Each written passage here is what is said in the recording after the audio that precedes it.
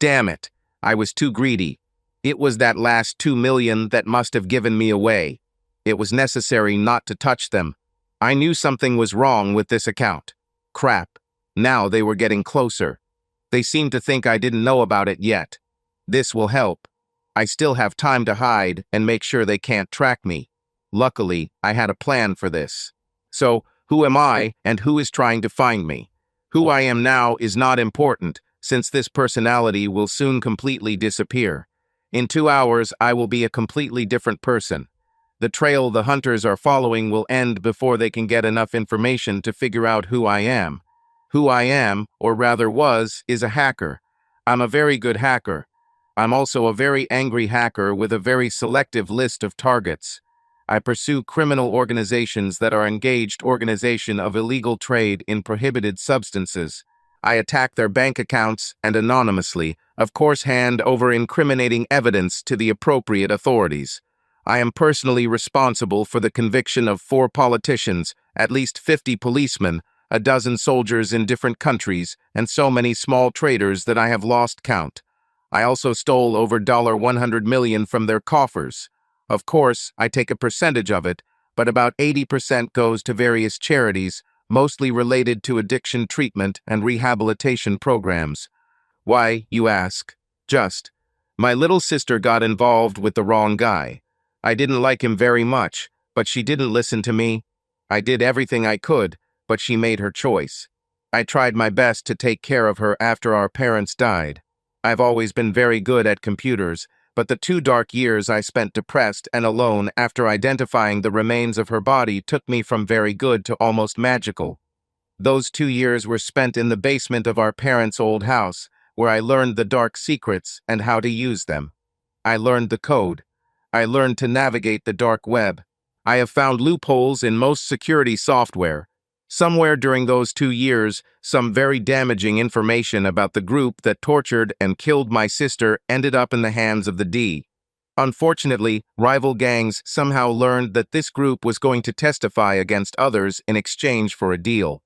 Gangs move faster than cops, so the government saved a lot of money on the courts. Now who's hunting me? At this point, I'm guessing it's either Russian or North Korean hackers. Although I'm not sure who exactly, I'm sure they were hired by the organization that I just took about $30 million from. I really should have stopped at 28 million, but then I discovered that little account. I knew there was something wrong with him, but I was young, stupid, and still angry. Once this money went through 40 different accounts in 6 countries, my counter-hacking programs began to work. Someone installed a tracking program on your account. They were looking for where the attack originated from. It takes time. I used a botnet to attack. They will have to go through about 100 IP addresses before they can start monitoring the chain of servers. I inserted the flash drive and made a few keystrokes and mouse clicks. 4 servers in Europe burned down. 2 servers in China were reformatted 6 times. 1 server in Iran and another in America overwrote their entire memory with a random sequence of 1s and 0s. The trail to me was effectively severed beyond the possibility of data recovery. 3 more clicks and my carefully crafted machines were reduced to useless scraps of wires, plastic, and burnt silicon. The building I was in burned down from a homeless fire that got out of control. Most of my destroyed computer system was divided up and thrown into random trash cans around town. The hard drives and flash drives were burned in a fire in the desert, along with all my personal identification. After I was convinced that no information could be obtained from the burning pile of rubble, I got into the van and drove west. 4 days later, I arrived in Las Vegas. 5 years later. Honey, can you help me? The computer is glitching again. I called my wonderful wife, Linda. Seriously, Mark? How is it possible that a 25-year-old man is so ignorant of computers? What would you do without me? She said, kissing me on the top of the head. A few quick keystrokes and mouse clicks, and I checked my email again. Dinner will be ready in half an hour. Thank you, dear, I replied, watching her return to the kitchen. It's been 2 years since Linda and I got married. I still couldn't believe how lucky I was. After I left my old life, I created a new one. I worked as a truck driver at a local sawmill. We were in a union, so the salary was good. I very carefully withdrew several $100,000 from one of my offshore accounts and bought a decent 3-bedroom house on about an acre of land. I built a steel shed next to the house to use as a workshop and storage. I have also added a hidden room for restoring and upgrading my computer system. It was a small storage room, but it had a false floor that lifted up to reveal a staircase that led underground. If you didn't know how to open it, it looked like a regular concrete floor. I decided to stop hunting dealers and cartels for a while. I had enough money for a rainy day, and it made sense to disappear and let things calm down. However, I didn't want to lose my skills and needed to keep up to date with new technologies. The workshop was for my hobby, restoring old muscle cars. My wife was completely uninterested in this, so she never came into my workshop. It also gave me time and privacy to go online and play a little without raising her suspicions. You may be wondering why I am hiding this from her. The truth is that she knows me as a simple truck driver and car enthusiast who knows almost nothing about computers. Obviously, when I met her and we started dating, I couldn't just talk about myself as a hacker named Ghost in the computer underground. First, federal agents were looking for me. I committed several cyber crimes, and they also wanted to lock me in a room and use my skills for their own purposes. Secondly, several very bad criminal organizations had me on their target list. If they had caught me, my demise would have been very ugly and extremely painful. How long would our relationship last after this? Is it necessary to ask at all? There were a few more issues after we got married. First, it was for her protection. If she didn't know, they couldn't use her to get information. Secondly, it ensured that she didn't accidentally will give out no information. No, it is better that she only knows the man she married. Now, a little about my wife. First of all, she is the most beautiful woman on the planet for me. I always read in these stories that every woman is always the most beautiful woman on the planet, and I wonder how there can be more than one like that. I won't lie to you. She may just be above average in your opinion, but to me, she is a goddess. Different points of view and different tastes. She is 5'6" tall, with wavy copper bronze hair down to mid-back, emerald green eyes, 34D breasts, slim waist with flat stomach, slightly wide 40 hips, and but a beauty to die for. Her legs are long, slender, toned, and tanned. She has a thin nose, high cheekbones, dimples when she smiles, full bow lips, and a proud chin that doesn't stand out too much. So how did we meet? I was working at the sawmill one day when she came. She needed some boards to install shelves in her new apartment. I just happened to be close to the salesperson when he placed her order, and I volunteered to get the boards. While we were choosing her order, she mentioned that she really doesn't know how to use tools. Apparently, I offered to come over after work and install the shelves for her. My price was that she would buy the beer and let me buy dinner for the next night. Dinner turned into dancing after that. Sorry, guys and girls. No wild sex here. The date ended with just a chaste kiss on the cheek. The truth is that I was terribly intimidated by girls. Perhaps a little explanation is needed here. When I stole all that money from the cartel, I was 19 years old, a skinny 6'1" computer nerd weighing 110 pounds. My sex life at that time was non-existent. Since arriving in Las Vegas, I have only had 3 experiences with prostitutes. The first time was quite disappointing. She was standing on Fremont Street. We did it in the back seat of my car. My second time was in Pahrump.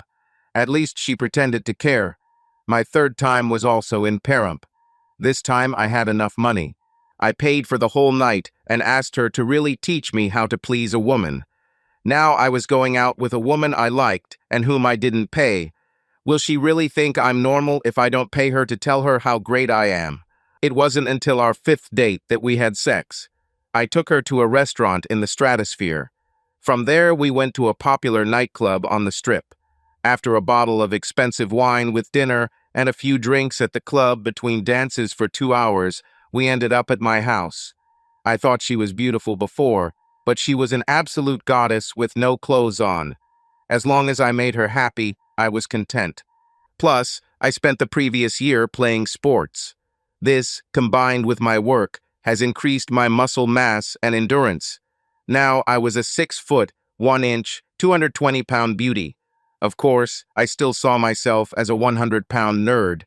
Linda and I dated for about 6 months before I proposed to her.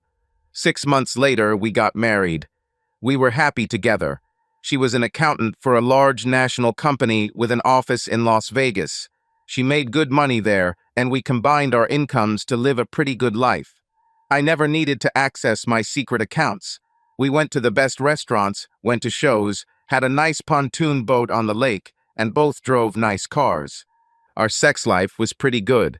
We had sex on average about 4 times a week. We didn't have kids, so we made love pretty much all over the house, in the backyard, in the pool, and in the hot tub.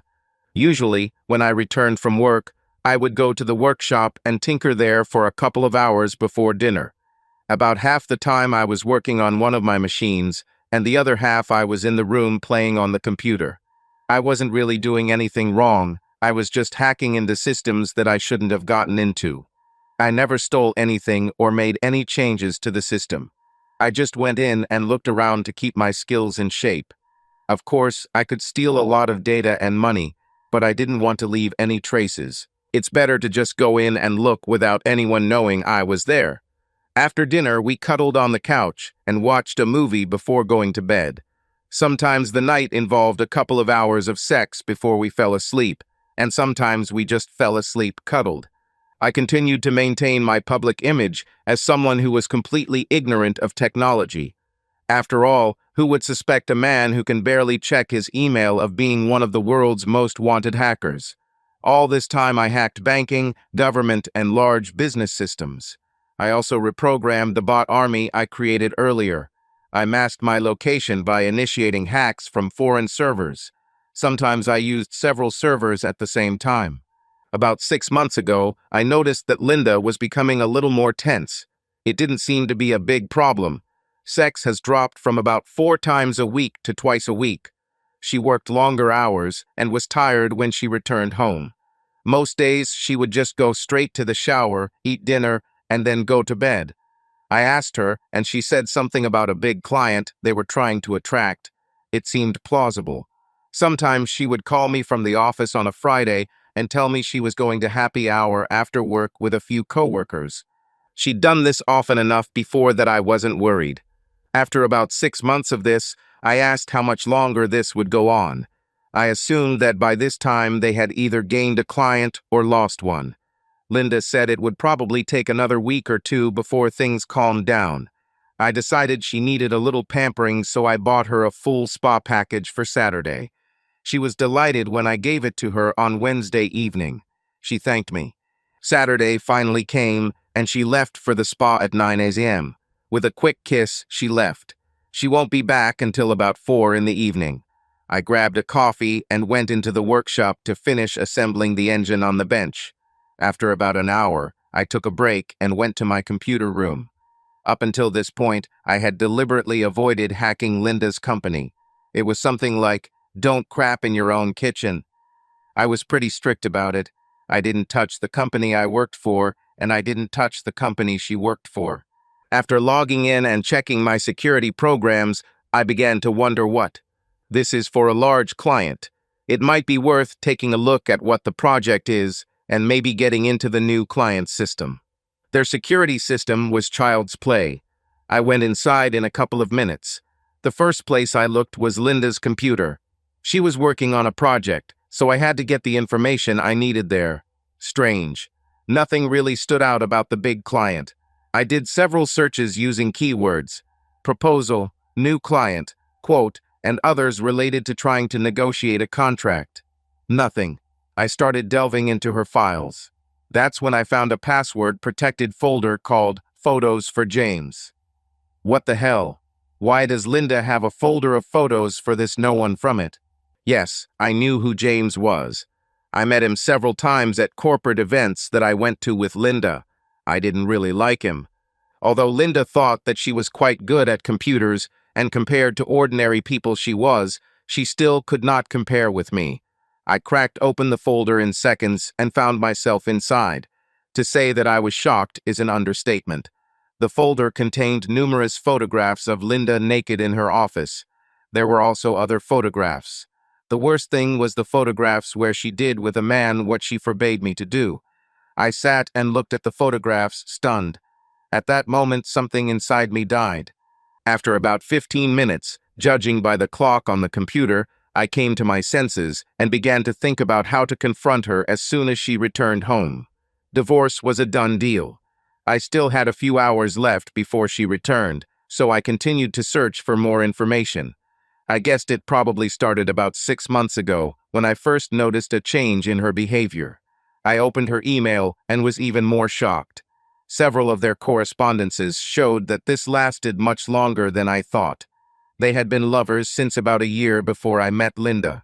If that was the case, why did she even start dating me? What's happened? I found another letter that mentioned accounting errors with several large clients, as well as in their own company, and also something about an offshore account. I switched to James' computer. There were even more photos of Linda. Several were taken in a motel and in another man's bedroom. James was much more computer savvy than Linda, but he was still no match for me. I would need more time to do this, so I copied the contents of their computers and folders on the company network drive to a free drive on my server. Out of habit, I checked the personnel folder on the server. I stopped for a minute when I saw a folder with my name on it. I copied it too. Before I left the network, I installed spyware on both computers and the server. They will automatically forward all their activities to my computer. Linda returned from the spa and thanked me for a night of amazing sex.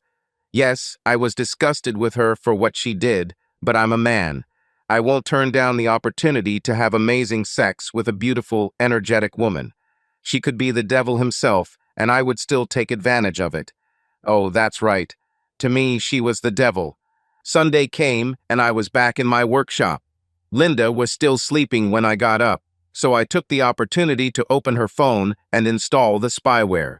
Text messages will now be secretly copied onto my computer system, and all her phone calls will be digitally recorded on a separate hard drive. I will also be able to monitor everything she does on the internet. Linda left at about 10 a.m. She said she was going to meet a friend for shopping. She had turned off the location tracking app on her phone, and I didn't want to accidentally turn it on. So instead, I hacked into her car's internal GPS system to track her. Surprisingly, she actually went to the mall. After making sure she wasn't coming back soon, I returned to the house and took her laptop. The first thing I did was copy the entire contents of the laptop to another hard drive. Then I installed a logger program and configured the camera for remote access. I didn't think I'd have much time before I had to put the laptop back in its place, but I decided to quickly check my browser history. That's when I found the second email address. I also noticed several visits to a bank in the Cayman Islands. I'll deal with this later. I wiped some oil and dirt off my hands and face to look like I was actually working on the car when I heard Linda come home. Shower, dinner, movie, then bed. Over the next week, I continued to play the helpless, loving husband. Every evening, I would go out to the workshop, pretending to work on one of the cars for a couple of hours. When I got home, I covered myself in oil to give the appearance of work. In fact, I was reviewing the mountains of information that I had collected. On Tuesday evening, I read a correspondence between Linda and James that caught my attention. James warned her about deleting the history on my laptop after use. Why was she using my laptop? It's worked fine. Of course, I set up my laptop to connect to my servers as soon as I bought it, but I never thought about spying on myself. A dozen keystrokes and mouse clicks, and it was solved. The next evening, while I was looking at the day's updates from their work computers, a new stream of data appeared. I quickly realized it was coming from my personal laptop. Having closed everything else, I began to study a new data stream. It seemed that money transfers were taking place. I turned on the camera on my laptop and brought the stream to another screen. Linda was there, working on my computer. She was wearing a Bluetooth headset in her ear. The microphone picked up her voice as she spoke. I used the third screen to stream live audio from her phone call. I watched and listened as Linda followed James' instructions and transferred approximately $50,000 from a fictitious account at their company to a bank in the Cayman Islands, and they used my computer to do this. She finished soon after, deleted that day's history, and walked out. What the hell is going on here?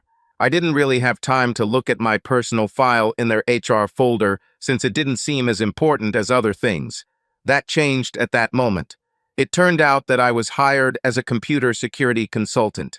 I really respected the details they went into creating my fake credentials. James, being the head of their IT department, allegedly hired me. I also found several payments for my services, all going into an account in the Cayman Islands, of course. Let's summarize. I was unsuspectingly hired as a computer security consultant. Linda and James used my computer and IP address to transfer large sums of money from their fictitious company account to an offshore bank. Moreover, Linda and James have been lovers since I met Linda. I began to realize that I had been set up. Time to change tactics. Now that I understood what was going on, I needed to know how bad it was and what to do about it.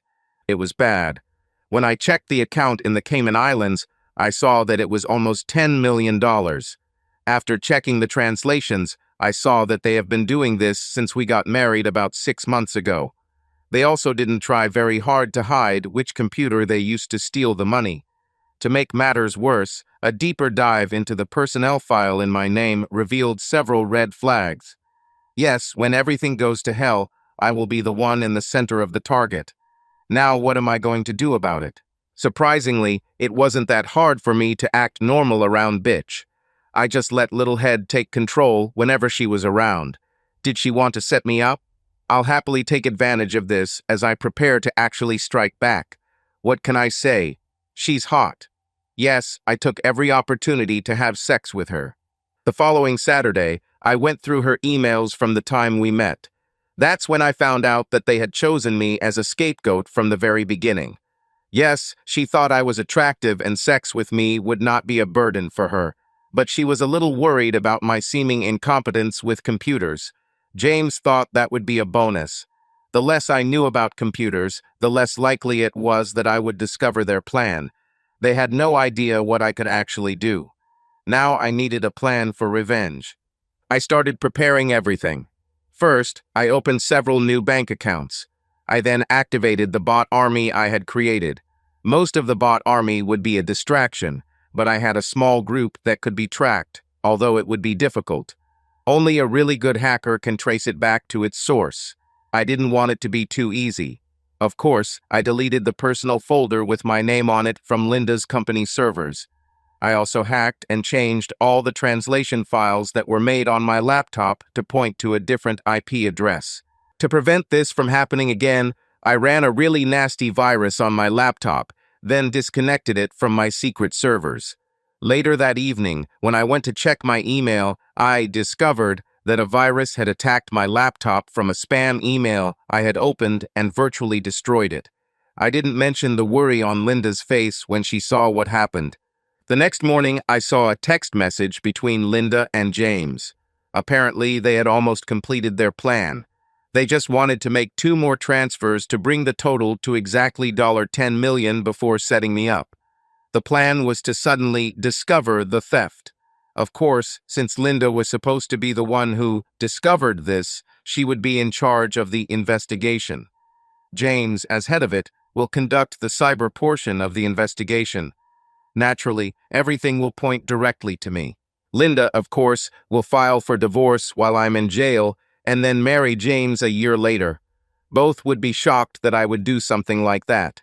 Of course, there will be suspicions about Linda's possible involvement, but she will point to her investigation and discovery and how I had to hide my computer skills from her. It will also be obvious that she is a victim, since I specifically used her to access the company's computer systems. They both laughed at the thought of me trying to answer questions about where the money went without having the slightest idea what the police were talking about. Linda also said she would buy me a new laptop and they could do the final transfers within the next 3 weeks. Now I knew what my deadline was. On Monday, I went to my boss and said I needed a week off for personal reasons. I had enough vacation days, and he was a pretty good person, so there were no problems. I found the toughest, dirtiest, most aggressive divorce lawyer in town and made an appointment for the next day. They thought they had 3 weeks, but they would be happy if they lasted 2. When I got home, I turned on my computer system and started working. I logged into James' home computer. For a IT guy, you'd think he'd think to turn it off and disconnect the power when not in use. No, he simply turned off the monitor. I controlled his computer through a server in Belarus. Not that it really matters, because that trace will be deleted anyway. His computer will be the endpoint for anyone following the trail. The cartel I robbed 5 years ago at least learned something about security. They changed their accounts and passwords, but still used the same banks. Updated passwords, they only work if you don't store them on your personal computers, which are vulnerable to phishing software embedded in email links to products that would interest any millionaire. This was just preparatory work. I'll wait until I'm done with Linda before I deal with James. James wouldn't survive this, and I still needed to use him to bring Linda down. I continued to monitor the GPS in her car, so I was able to go to the park for an hour before returning home. She shouldn't know that I took a week off. Actually, she probably should know, but I wasn't going to give her that information to try and save myself. As usual, I went to the workshop to work on the car. She got out and went to Walmart to buy me a new laptop. While she was away, I did the preliminary work to set her up. It was important that her computer be used when she was at home. If she can prove she was not home, she will have a defense against the charges. I can't allow this. She texted me when she got home, telling me that she had bought me a new laptop and that it would take her about an hour to set it up. I thanked her and got to work. First, all ties to James had to be eliminated. I hated her, but I still didn't want anything really bad to happen to her. James will probably face torture and death, but Linda will simply go to prison for the next couple of decades. I used a separate server route to access Linda's laptop. No workarounds, just a direct connection to her work computer and then to the company servers. $20 million was transferred from the company to 4 different accounts in her name. Then travel plans were made. A one-way ticket was purchased for her on Thursday morning to the Cayman Islands. Before leaving her computer, I deleted James from her contacts, erased all her emails with him, and deleted all history on the account they originally used. I then uninstalled all the spyware I had installed. It was a risk, but I didn't think she would have enough time to do anything too bad. Finally, I severed and erased all traces of my connection to her laptop. With that done, I removed the Wi-Fi router in the house. I had a separate and much better one in the workshop. Of course, she didn't know about this. The message popped up from spyware on her phone.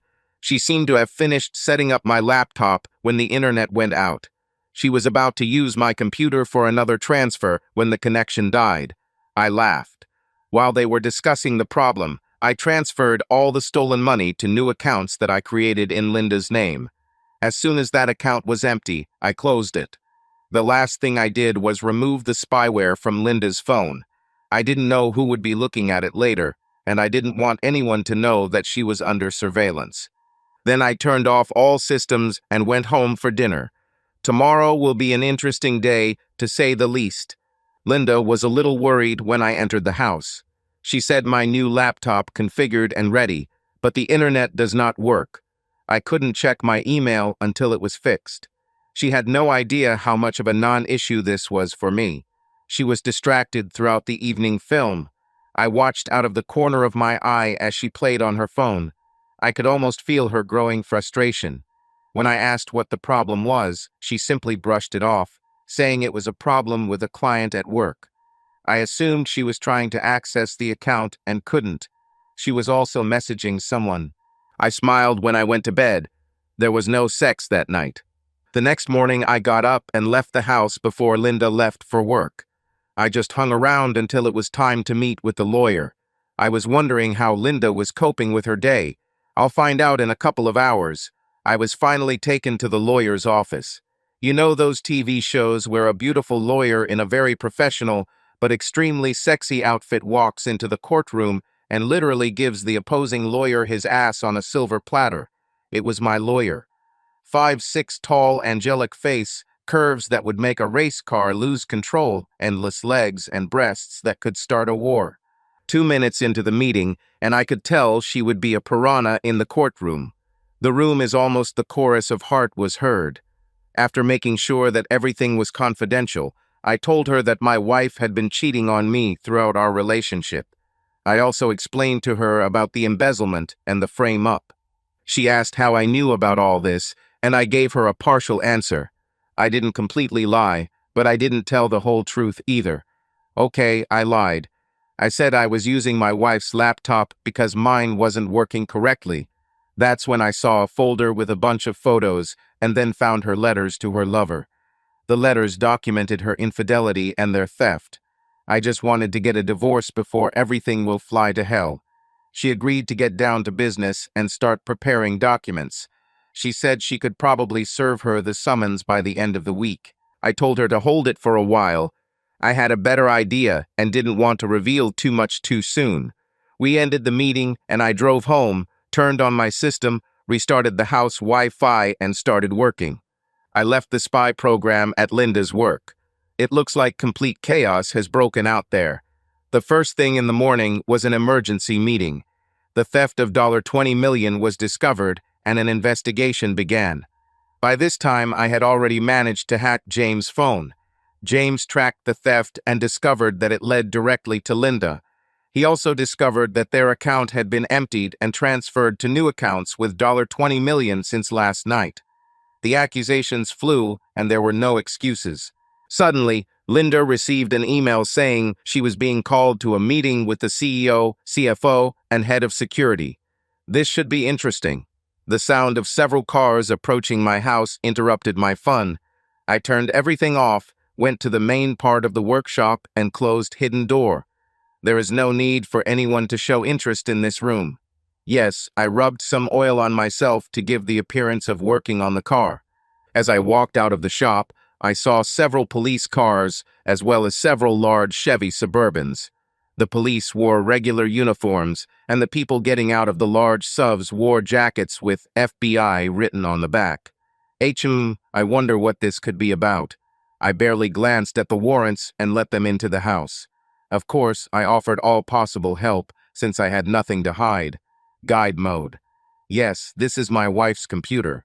This one is mine, but it hasn't been used much since we bought it yesterday and the Wi-Fi was turned off last night. Of course, take whatever you think is necessary. No, I have absolutely no idea what's going on. Sorry, I'm not very computer savvy. Just ask my wife and all our friends.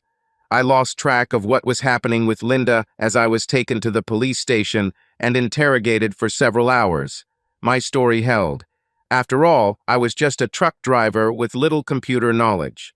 No, I didn't know what my wife did at work. She was an accountant and worked with several clients, but I didn't know who those clients were. What do you mean by one-way ticket out of the country? Only her.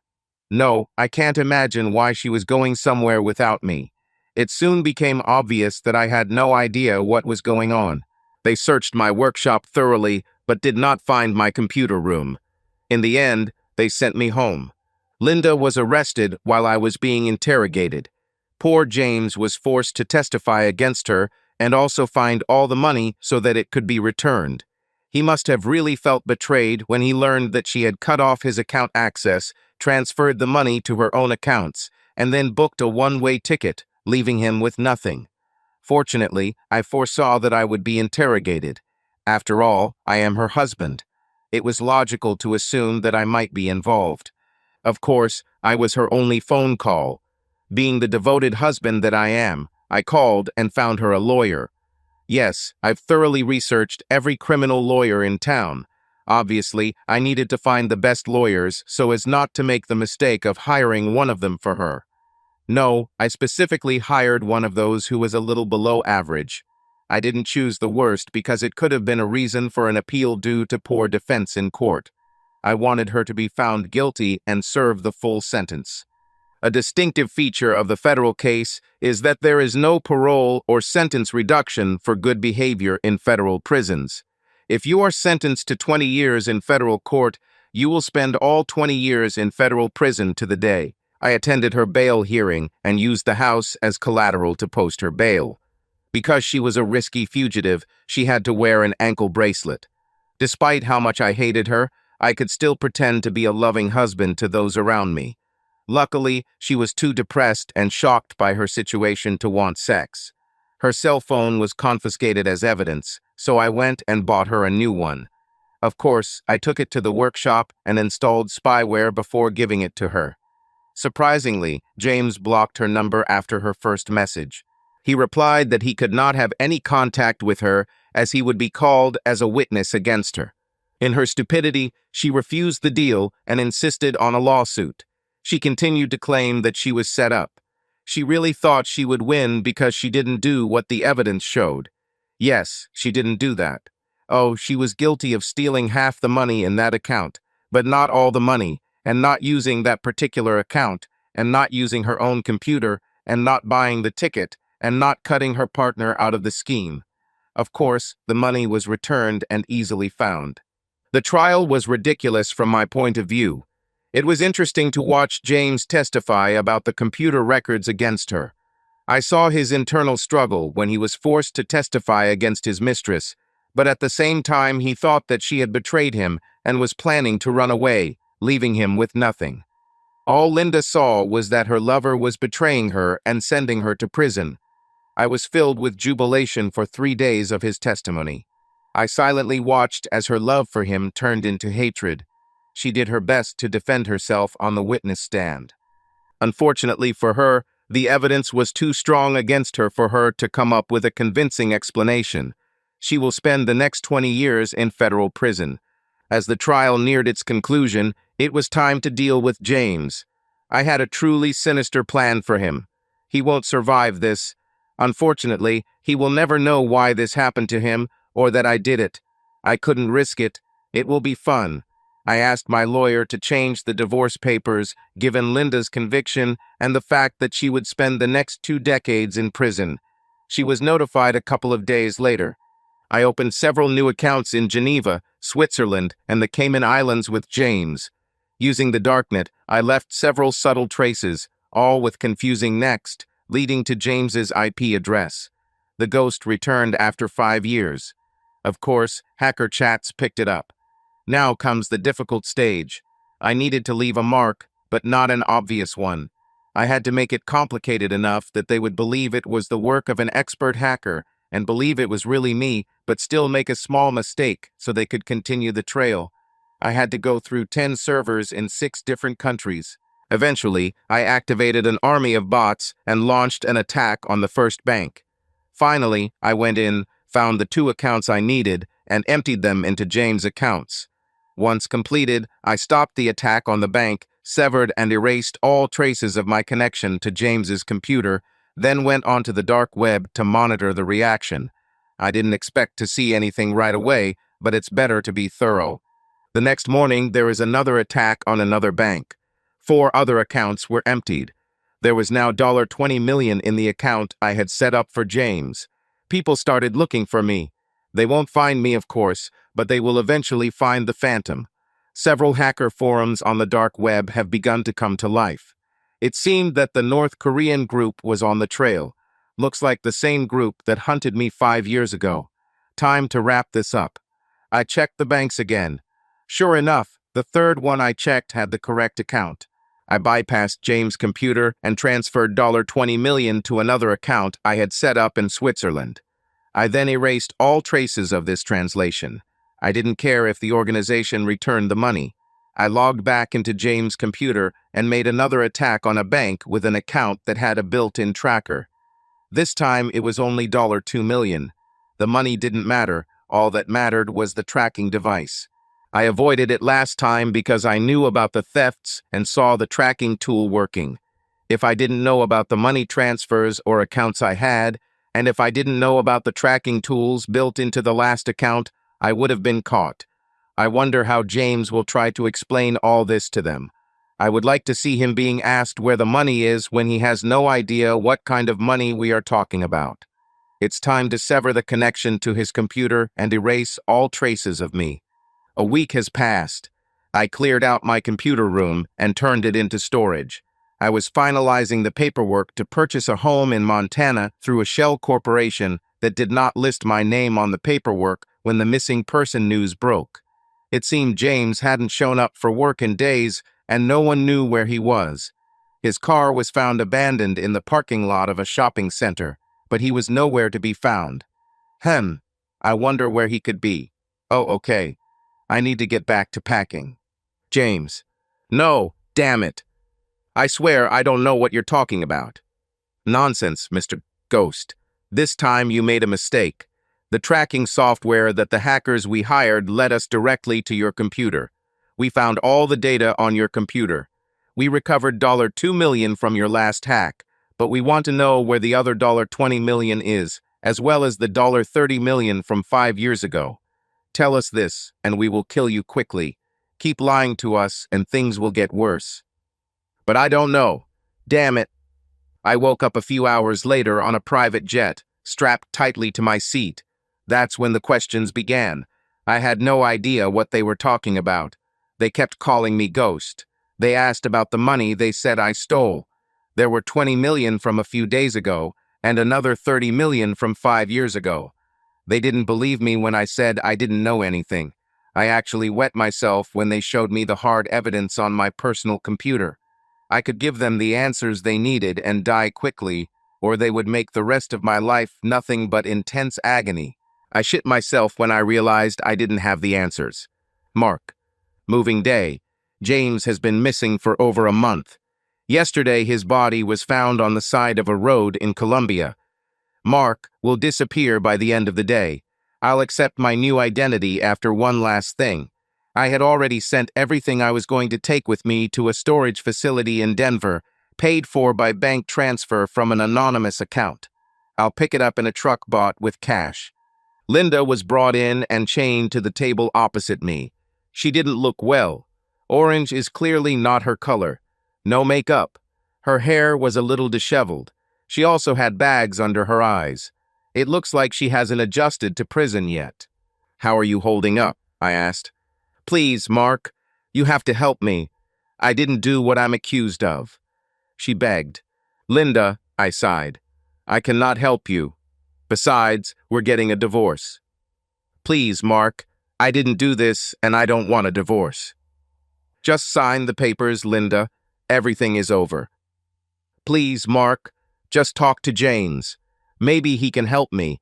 We were friends. Please just ask him. She begged. Have you heard of James? I asked. No, I keep waiting for him to come, but he never showed up. Well, he'll never come again. He was killed in Colombia. Her face turned white from shock. Apparently, authorities believe he stole a ton of money from a drug dealer.